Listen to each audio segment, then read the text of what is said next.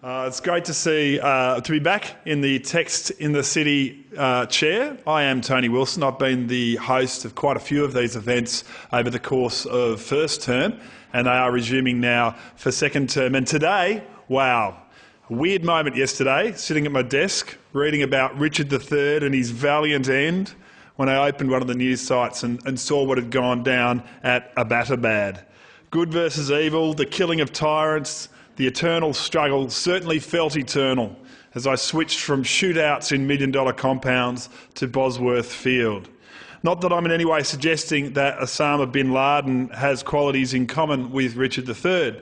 You could even argue that whereas Richard III dedicated himself to proving the villain, Osama bin Laden probably possessed a freedom fighter's belief that he was not a villain at all. And yet, just to absorb the sheer size of the bin Laden story, to see its prominence on newsstands this morning and television broadcasts, tells us how compelled we are by historical figures who are held up as evil. Shakespeare knew this, knew how fascinating good and evil are as moral, philosophical and political constructs, and wrote maybe the first great English examination of an evil character in Richard III. As to whether Richard III was really that villainous, the object of the play is clearly not to teach us about history. It's the last of Shakespeare's history plays and the first of his great tragedies. I think the genre is historical tragedy, and it's loved and read and performed today because it's a masterful piece of art. And this series, the Text in the City series at the Wheeler Centre, is about celebrating the things that might grind you down in your classrooms and your bedrooms over the course of the year, and ultimately that you will of course exult in the chair before your exam paper. Well, we're hopefully giving them a little moment in the sun here at the Wheeler Centre, just to sort of validate the fact that these are great works, and it's something more than something to study. And the person who's going to do this with me today, we did actually have booked in Judith Rodriguez, who's the head of the Melbourne Shakespeare Society, but we've lost Judith in travel, and so the director of programming here at the Wheeler Centre, a man who just rattled off 5 productions of Richard III that he's seen himself, and is definitely a man of letters who will cope with the stress that has been thrown on him in the last 7 minutes. My guest today is Michael Williams. Thanks for joining us, Michael. Thanks, Tony. If I leave the stage halfway through and a woman comes on the stage, just pretend you never noticed anything, and we'll keep it organic because, as Tony said, Judith is a Shakespearean scholar of some repute and will probably give you more insights than I will. But in a way, this felt like a really useful one. I feel very privileged to join this one on the stage because, as Tony said, the idea behind Texts in the City was about that relationship between studying something and remembering why it survived and why people love it. And in a way, Shakespeare is one of the better examples you can give of this. When thinking of the series in the first place, I kept remembering a teacher I'd had when I was in year 10 and we were studying A Midsummer Night's Dream, and that teacher kept insisting that it was hilarious and kept saying, "Come on, it's so funny, let's read this scene, it's a very funny scene." And a classroom of children would look blank-faced back at the teacher. "It's not funny, the character's name's Bottom, that's about the funniest thing in it." And there was that disconnect, that for the teacher this was a work that she wanted to have us thinking about again and again and in different ways, and internalising and getting passionate about the way she was passionate. But something about the construct of study meant that all we were getting was that there was this idea of right answers and wrong answers, that you might be able to do better on your exam, or you might manage to unpick the problem at the heart of something. I think you mean to say. Oh, very droll. Yes, thank you. That was Shakespearean funny, that particular little play on words. And so that's kind of at the heart of what we're trying to do with this series. And a play like Richard III is one that seems to me, as Tony suggested, is one that I've seen many productions of. I imagine many of you in the audience have seen multiple productions of, and it survives. And what I think we want to try and get to the heart of is why it survives, what that reason for a work lasting might be. And I think, and this is, I would normally ask Judith this, but Michael and I will almost run with this together. But I think what makes it so enduring is that the setup is incredibly original, in the sense of someone deciding to be bad, and almost to be bad for being bad's sake, as he is coming to grips with what is happening in his world. That is, when you try and think, could this play be pitched to a Hollywood producer today? Obviously there's been quite a few Hollywood productions of the play, but to me it seems so odd, really, as a dramatic construct, to go with this guy who is not particularly seeking to achieve something as... I mean, obviously he's seeking to achieve power, but it's not as obvious that he wants to be king because he wants the station of king. It's that he's almost like a confused person dealing with it. And so he's going to go through this, and I think that original premise is what makes this so enduring, that it feels different to a lot of other things that we read. One of the great limitations, it seems to me, of a lot of literary theory is the question that we ask far too often about our protagonists is about sympathy. Do they evoke sympathy? Are they sympathetic characters? Do they encapsulate qualities that make us want them to succeed? And one of the really exciting things about what Shakespeare's doing in Richard III is he's created not just a villain, but a self-conscious villain. Smile and be a villain. That there's a performative element here. There's a set of expectations that if you're a hunchback, if you're the unloved hunchback son of royalty, there's only certain options that are available to you, and there's certain roles that you have to play, and so if you want to succeed, you have to succeed within those parameters. And so Richard's awareness of that and kind of ability to articulate that makes him, to me, a fascinating character. A show of hands, how many people like Richard as a character? Hey, there's a few. There is something compelling. You don't want to talk about sympathy because I think it's a distraction, but there is something about him that is irresistible. There's something about, and in some of the productions. One production that I might come back to a bit later on is the Ian Mckellen film adaptation of a few years ago, which transplants the action to a kind of 1930s fascist England. It's really terrific. They mainly do it so that when his car breaks down on the battlefield, he can say, "My kingdom for a horse." That's pretty much the entire justification for the film, is that joke.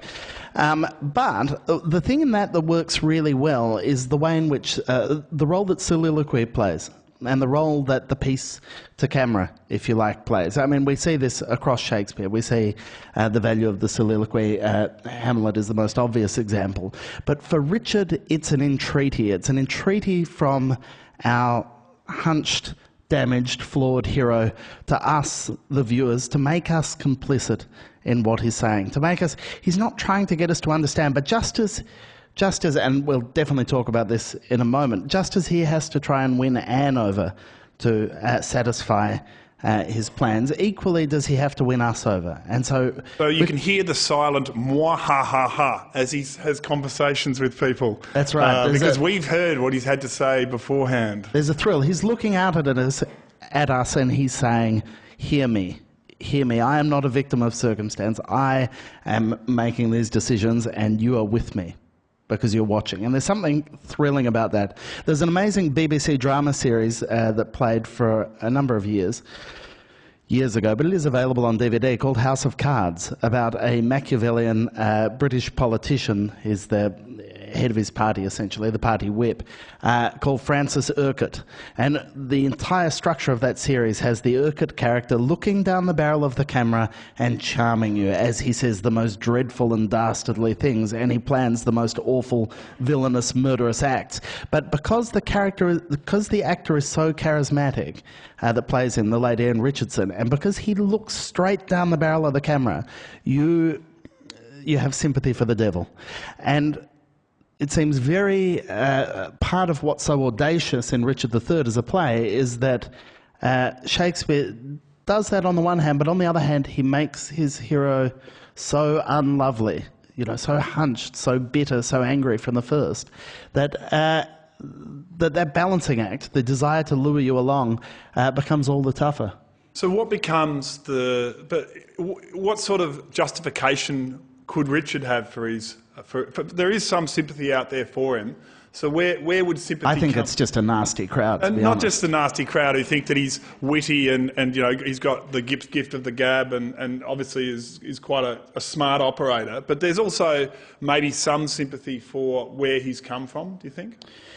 Yeah, look, I think... Just a hunchback, but in terms of the War of the Roses and someone who's been through war and someone who's seen his brother become king, and his brother is now married to a woman that he sees as being affiliated with the people that he fought against for years and years, and he kind of comes out of that feeling as though, is unsure about the place of God in society, thinking, and the place of God in the play is really interesting in terms of of what was going on in Tudor England at the time that the play was going to be performed, and also the sort of crises that people must have felt at the end of a war like that.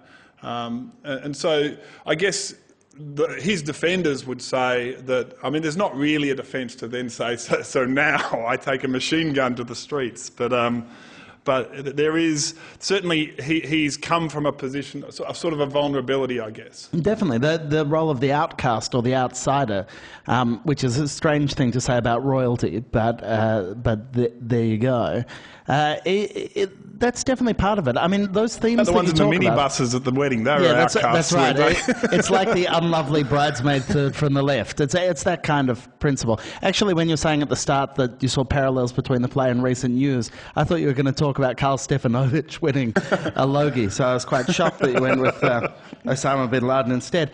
But those themes that you talk about faith and about that sense of betrayal and the relationship between duty and family, I mean, it's interesting to look at this play alongside the only other play of Shakespeare's that rivals it for length, which is Hamlet. And the way in which many of those things, as you outlined it, facing Richard, also face Hamlet, that sense that he's having to endure a model of his family that's a perversion of the things that he holds true, that's a betrayal of the things that he would like to trust, and that throws him into doubt. Whereas where Hamlet pisses and moans about it for 4 hours, Richard goes out there and gets some stuff done. Yeah, body count is what Richard achieves. And actually for young to readers... be fair, Hamlet's body count is not negligible in that play, but a lot of it's self-inflicted. But that is actually one of the reasons why this play is a good choice for Year 12. Like, apart from the fact that it's interesting to study an anti-hero or a villain, it's actually got a lot of action, and we're actually going to talk about how fast this man can turn a scene. But there are so many bodies in this play, and the spree is so complete almost that it is compelling. No one is safe. Nobody's safe, but again, for me, it comes back to that notion of the performative, that's what Richard feels he has to do, and so he chooses to adopt that. You know, it's very clearly articulated at the top of the play. I'm determined to prove a villain and hate the idle pleasures of the days. He's not willing to sit back and rest. He's not willing to be, again, rudely stamped, deformed, unfinished, cannot strut before a wanton ambling nymph. This is a deeply bitter, angry man who is not going to be a victim of circumstance. No action. I know, that's the motivation for the entire play. Nicely articulated, son. And it is interesting that it's now I will prove myself a villain, that there's the idea that it's going to happen over the course of this play. And as novelists and writers, we're taught that your story begins with a transformation in a character's life. And I think that readers should read this play and think this is not necessarily a bad person or a villain before the play exists. This is a person who is, in the winter of his discontent, standing up and going, I've had it, and some crap's about to go down. You know, he's changing. His moment of change, and the reason why this is the dramatic start of the play, is that he's going from his life of being a royal, growing up, performing in the army, and maybe being relatively dutiful, although there are some references to his younger character, that the mum was always a little unsure of him. But certainly, I think my mother would say the same thing. You can read that this is a deliberate change, and I think you probably intended to, that Richard III is taking off on page 1 on this spree, which then asks the questions that I was trying to put before about why he would do that. Part of the thrill of it for me, though, is that he has us on the inside of that spree all the way, so that at the point at which he and Buckingham are really, getting into their stride, and he's playing at being devout, and he's playing at being modest, and I couldn't possibly, I'm the right man for the job, but I couldn't. There's a certain thrill in watching someone who's bad pretending to be good, don't you think? There's something about that, Tony, for example, he's pretending to be nice right now, but he's a bruiser. Well, and that's true of most people, that we have our good and bad sides, and that Shakespeare, when you talk about relevance and how people are trying to tell you that A Midsummer Night's Dream is funny. It's just not funny to a young audience.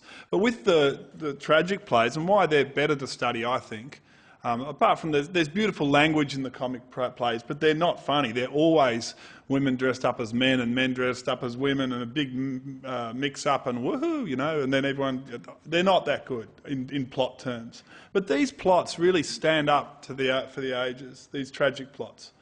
Because, I think it gets back to a lack of familiarity. We really don't see them. Like, try and think of a film in the last 50 years that has as ambitiously as this tried to get inside the head of a villain.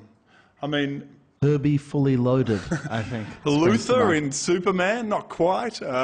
Maybe. But Tone, I would say that part of, if people talk at the moment about the golden age of television, one of the recurring things that comes up when people talk about that is the power of the anti-hero. The idea that when it comes to narrative tradition and narrative convention, we have this expectation of good outing in the end, that the righteous way will be what... It's why people read crime novels, is they like to read about the natural order of things and justice and everything else being disturbed, and then everything righting itself by the end, as Miss Marple points a wavery finger at the right person in the library.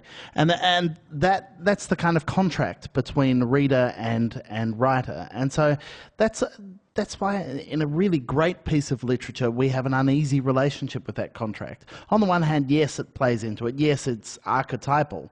But on the other, it's asking us to not feel safe, not feel secure in the expectations. And the great thing about Shakespeare's historical tragedies was that there's a sense of grim inevitability to proceedings, that it doesn't matter whether it's the three witches telling Macbeth what's just around the corner, or the feeling that permeates pretty much all of Antony and Cleopatra, that we're seeing the end of these two great figures that once stood astride the world. It's that inevitability that has an incredible kind of toe in the big tragic works of Shakespeare, and it's what for me makes them stack up to going back to again and again and again. And this is presumably the end of this play to a Tudor audience, with basically the birth of it ends with the word amen, doesn't it? And I guess Tudors would have been barracking for the end of the House of York, and so it's meant to be leaving the theatre with a happy feeling. But the good thing about the play as well is that I think you get that sense that it would have captured the discontent in the society then. There would have been that sense that the divine right of kings, where it had all been quite clear cut, that God that appointed the king, and the king went through. Basically, I'm not wording it very well, but that kings were a divine institution. And I think that was probably under question when Shakespeare's writing. And to have Richard III behave in the way he did, to attain the throne in the way he did, and then even for it to seemingly be resolved, but at the same time that the very position is tarnished, that it's not as clear-cut as has been sold to them and is still being sold to them. And so to that extent it probably existed as a somewhat subversive piece, even if it is so clearly anti the House of York and pro the new regime. One of the difficult things to remember about Shakespeare's historical plays, reading them now, is they were historical works. He wasn't writing about his peers or his contemporaries. He was framing. And so I think what you're saying is absolutely true, Tone. And the thing I would add to that is that it tells us a great deal about where English thinking, social thinking was in Shakespeare's day about things like the monarchy. There's a great quote from a Marxist historian, a guy called Victor Kiernan, who says that Richard III is a perfect fit with the perspective of the day, because an extension is in progress of a privileged class's assurance of preferential treatment in the next world as in this, to a favoured nation's conviction of having God on its side, of Englishmen being the new chosen people. And in Elizabethan England, as the world slowly became kind of available to it, really kind of complex relationship with that historical perspective. Well, we've talked about maybe some of the great things about the play, but there's as a plot point, I reckon I think every viewer and reader of this play must ask themselves a big question early in Act 1, when one of the weirdest scenes in Shakespeare occurs, and we were going to talk about that. It really actually is one of the many reasons I'm disappointed that Judith isn't here today. Yeah. Oh, you're here, Judith. Come and join us on the stage. Room for one more. I can't believe I missed you. We need your... I might get my colleague to bring over a microphone. Excuse me. Judith is the president of the Melbourne Shakespeare Society. She is our special guest today, and she's had a rough old time getting here, so please put your hands together for Judith.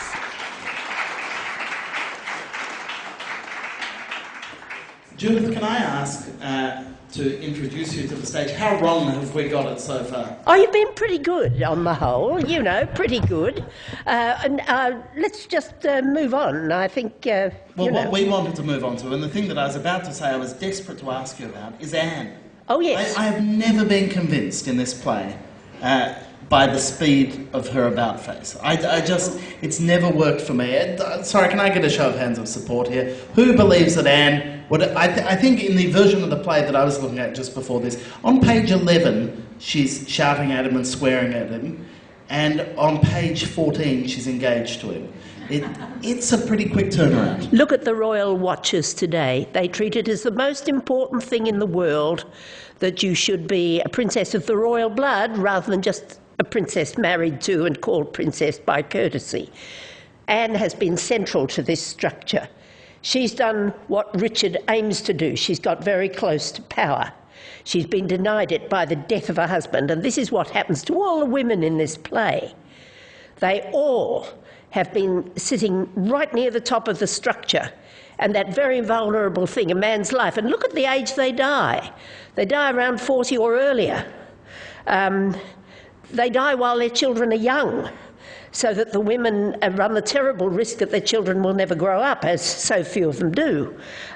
It's a ghastly business, because they haven't even the permission that Richard has to earn something by wits, by wickedness, by the sword. I believe in Anne doing that, but I also believe that she does it emotionally, that she somehow thinks, good God, somebody likes me, I'm in the midst of woe, I'm cast down, and, well, yes, maybe he's not, somebody wants me. I think it's possible. He did kill her husband and father. I mean, that surely is a benchmark. My wife is very forgiving. Well, your husband and father are your husband and father. They're not you. You've survived them. You've survived them, and what now waits you? A dowager existence. People are polite to you, but you haven't many servants. Maybe you haven't even much food. This happened to dowagers. They could be sidelined very easily. Well, I feel it's a bit unfair to start Judith off on the very small matter. Oh, it is a small matter, but one scene. So what about just a general reaction to this play? You're obviously president of the Society. You must know so much about his work and seen so many productions. Where does this rank If you do like it, why do you like it? And why would it be on a I was very interested in what you were saying, comparing it with Hamlet, quite rightly. It sort of leads on to so many things. Richard is like Iago in the cunningness with which he uses opportunity. And that stroke of conscience, which shows so appallingly and suddenly in that scene after the ghosts have upbraided him,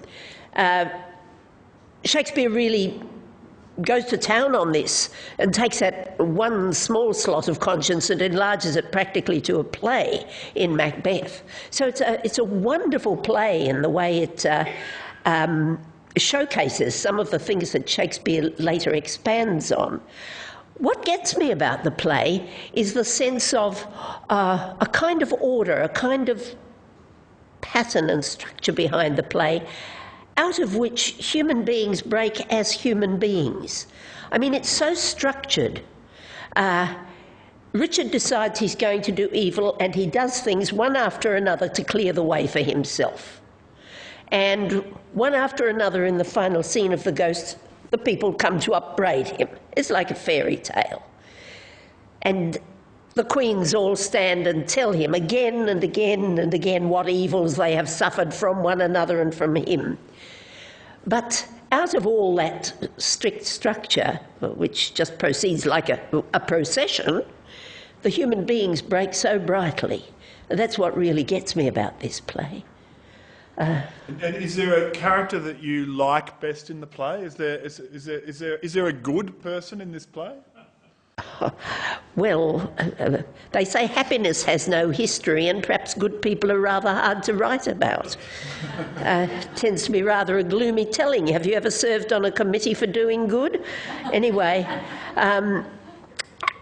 what you said about the attractiveness of Richard is very true. That's why the figure of the overreacher, the person who wants to get more than is their due, is always so exciting. How far are they actually going to be able to carry it? And the sympathy we may feel for him is perhaps the sympathy we feel for Hamlet. So near and yet so far. These are people very near being king, which they see as Hamlet as a duty. Richard as something he wants because it's the highest he can aspire to, but they are denied it because there's a personal persons between them and it. Richard feels in himself all the energy to carry him to the top. I think that's a basis for some kind of sympathy. And it's true that we are not perceived to see, for instance, any of the women as good. Certainly some of them we're allowed to see as bad. And Richard and his whole family see the Woodvilles as, well, ambitious beyond their station, and so in as kind of a way as not behaving properly. Now, I don't think there's the only good character, the only character who's supposed in the end to be a sort of hero and save the scene is Richmond, and we're not allowed to see very much of him personally, are we? No. What about the language in this play? I read somewhere that some Shakespeare scholars say that it kind of dazzles for half the play and then falls away compared to his great works. I don't know. Well, you probably there's probably a trillion views written on every play. But how would you rank this one? It's obviously early on for him. He's written in about 1593 or something, isn't it? Right. And so, is he the writer yet that he's going to become in 1600 or so when he starts writing this series of almost annual, unbelievable plays? Well, certainly, potentially, there are some great soliloquies, like the opening one, and I think there are some later speeches that occur that are very, very affecting. I mean, when Buckingham's going to his death, you attend to him very closely because you're aware he's been caught. He's been caught badly out. But there is in him not perhaps the grace, but there is a perception that he deserves it. He's going to go to his death in a way that makes you respect him. It's a very interesting speech, that mixture of feelings. And potential. The women, in their kind of women of Troy scene together. I think that's a great scene. I'm not thinking so much of the words as the absolutely overwhelming succession of lamentation. It's very bold writing. Judith, let's try that third time. Judith, No? I am play. Wow. I've long felt that with Shakespeare's plays, they can almost neatly be divided between the ones that are better on the page and the ones that are better performed. That some of them, as literary works, really do deserve that kind of close reading that a teacher would require you to do when studying it. Whereas others, there's something inherently dramatic about the structure. Yeah. Do you accept that kind of as a... I find it very hard to accept because when I read it, I feel the drama of it. Then it's up to the company, the dramatic company, to realise that in some way. And what you said about the Mckellen production, I think was right. It had the added energy that it crossed paths with a section of history that we all know a little bit about. The fact that there was a rather dubious king who didn't quite get the throne in the 30s, and that was by marrying a commoner, by the way, which is nice and ironic, just as Prince William has just done, marrying a commoner. And here's a play that kind of has some weird correspondences. I think there's a kind of dynamic about that that's fascinating. And I think it's a justified one, because no play fully succeeds unless we can see it as something that corresponds to humanity today. Well, we might open up the floor to questions. I again apologise to Judith for not spotting her in the front row a bit quicker, because we are cut down a little on time, but we might be able to go a couple of minutes over as well. The whole thing with Shakespeare, because I was trained as an actor, we as actors, we spend 3 to 4 to 5 weeks studying the play. We rehearse the play over and over again. We learn the lines. So by the time we get on stage, we should know them back to front. We know all the meanings. For example, my mum would come along to see the show. She's never read Macbeth. She's very rarely read Shakespeare. And she's expected to see 2, 3, 4 hours worth of Shakespeare, and she's never read it before. So I find it hard for the general public, to come along to see a show. And as you say, with schools, I think you have to read it out loud, because it's supposed to be paid. Shakespeare never wrote it just to be read in books. Surely he read it to be performed on the stage. So What's your conclusion? I have no idea. I think, because I love Shakespeare, but then I'm thinking, is it relevant today? When I was in school, we studied Chaucer as well, and now nobody studies Chaucer, as far as I know. And his language is even more, maybe not antiquated, Yeah. but it's hard language, and I think Shakespeare's fantastic, but it's quite hard to get around, and I don't know what the kids nowadays think of that.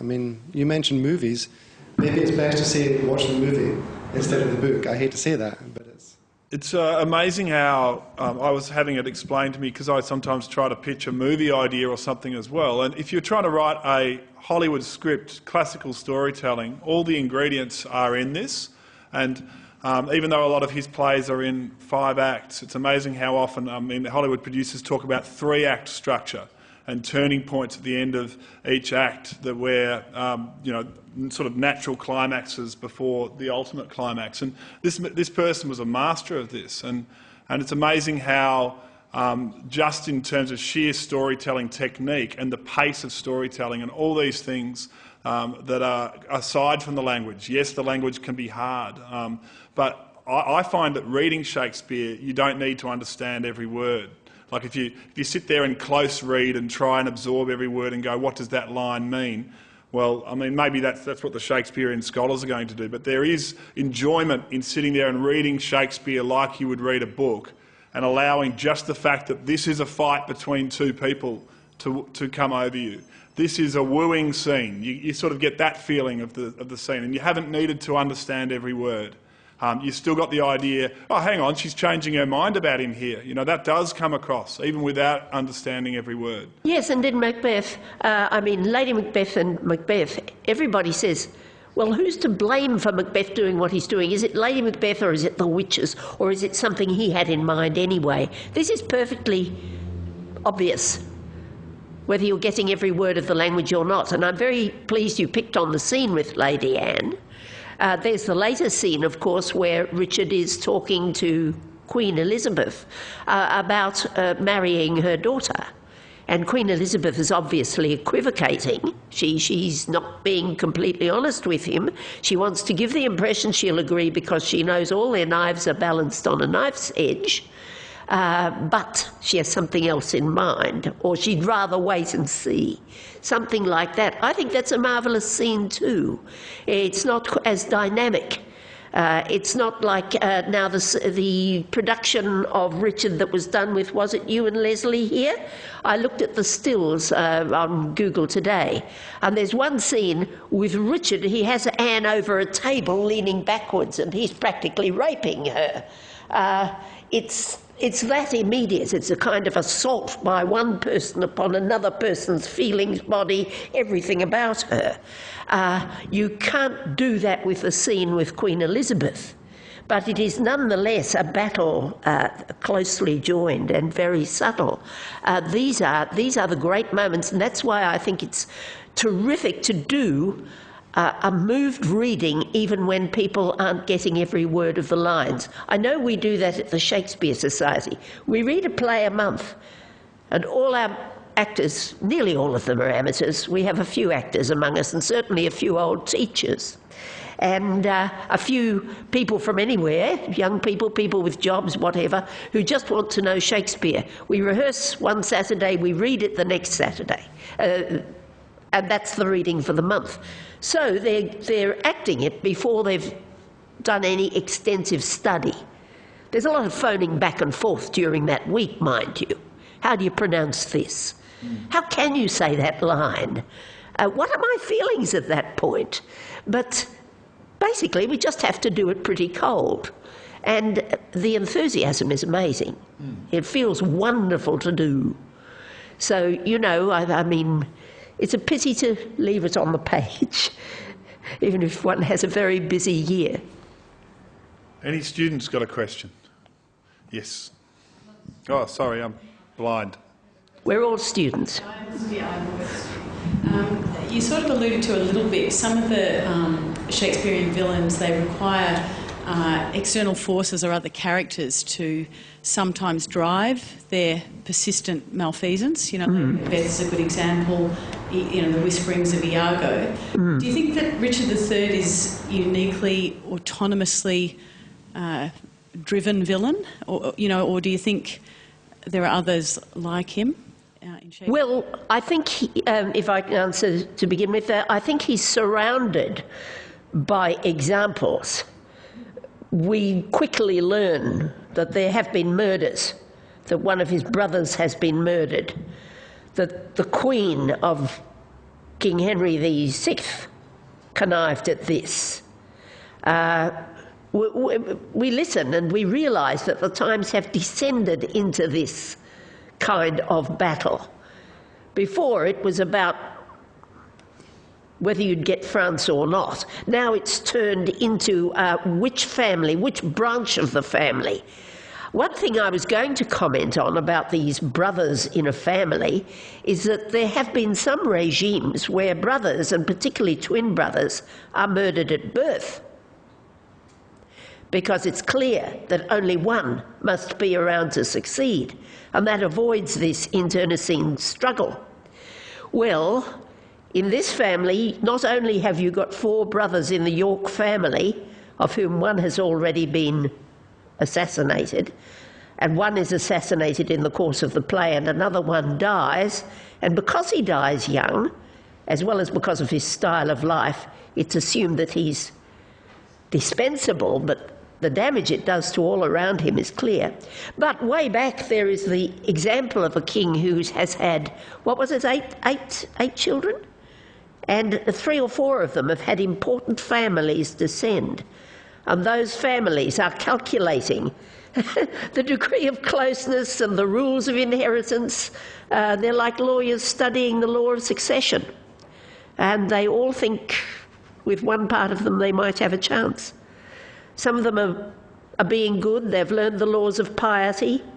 They know that they should be supporting their family members in proper order, but Richard's not one of those. Yeah. So I think he's surrounded by this opportunism coming to the surface. And the example of it, of course, might even be the fact that the king has elevated the Woodvilles by marrying this commoner. That, in a way, is an upsetting fact. So what you're saying is that circumstances are always... It's not that there are... Sorry. That circumstances are really what's continuously driving him. It seems to me that his times provide an example and he goes beyond them. Yeah. Thank you. And that's in the play. It's not just to be learned by learning the history. They trot it out again and again and again. Your so-and-so murdered my so-and-so. Your so... Yes. It's almost the style of the times. Is there another question? Yes. Judith, to that end, to what extent do you think the conscience is genuine for Richard at the end there, or is that just expediency? In our class, when I'm actually teaching first to spell the word, and for the students it's quite a difficult concept anyway, and yet the veracity of what Richard articulates at the end that you have already alluded to, can you work through that? Well, it's very hard to talk about a system of belief if you don't happen to subscribe to it. I mean, there are very few nations that have one system of belief, say one religion and one sect of that religion. Certainly none of the nations we're likely to be closely acquainted with is like that. Say a wholly Christian nation, wholly subscribing to Catholicism or Lutheranism or whatever it is. But when that is the state and you've been brought up like that, in tight spots, it recurs. Anyway, that's the only thing I can allege as a way of understanding Richard's cast of mind. A lot of people in the play, of course, believe something rather like Platonic theory, that ugly objects are also sinful and somehow tainted, and Richard is one of those. They're not going to get rid of that feeling rapidly. It's very interesting because it gives him a real face. I look at pictures of Muammar Gaddafi in the paper and I think, now, if he was a faceless person, how many people have an exact idea of the appearance of President Mubarak, who has just disappeared in Egypt? Not many. But Gaddafi is a very idiosyncratic appearance of a man. And so people tend to have an idea about him, which they then ally to the state of politics today. His very vivid presence. Perhaps Osama bin Laden had been given that presence too before he was around too long to really count much. And Richard is given that idiosyncrasy. He's the one person in the play that we really know how they look, or we think we do. That's a system of belief. But the Christian belief that everybody has, sooner or later, they swear by something, they tell somebody you're going to go to hell, you are damned, you're a devil. This is part of the mindset. The fact that many people who are devoted Christians today wouldn't use that in public is simply because they know that not enough people they talk to will subscribe to it. It's not customary, it's not all around them. So it's rather hard to talk about how the system of belief will crop up in that extreme scene at the end where Richard knows he's facing his fate. I mean, he's seen ghosts. These are, how can they be explained? They're manifestations either of the devil or of the good powers of God. He's got to deal with them. He knows he's done evil to these people, so he's got to accept that they're God's judgment on him. So genuine is your Yes, view? Yeah. yes. I think he can't think anything but that they are sent that way. He'll combat them, but he knows that he's doing a further sin in not regarding what they say. Judith Rodriguez, thank you so much for coming along. I'm sorry we missed you for the first 10 or 15 minutes, and that I hope Michael and I didn't do too much damage to what was intended for this afternoon. We did no damage. It was a very lively conversation. I'd like to put a curse, if a curse may be put, on the police car which blocked Victoria Parade at some point. Well, you are doing what Queen Margaret did so well. Thank you very much to Judith Rodriguez and the Melbourne Shakespeare Society, and thank you for joining us this afternoon.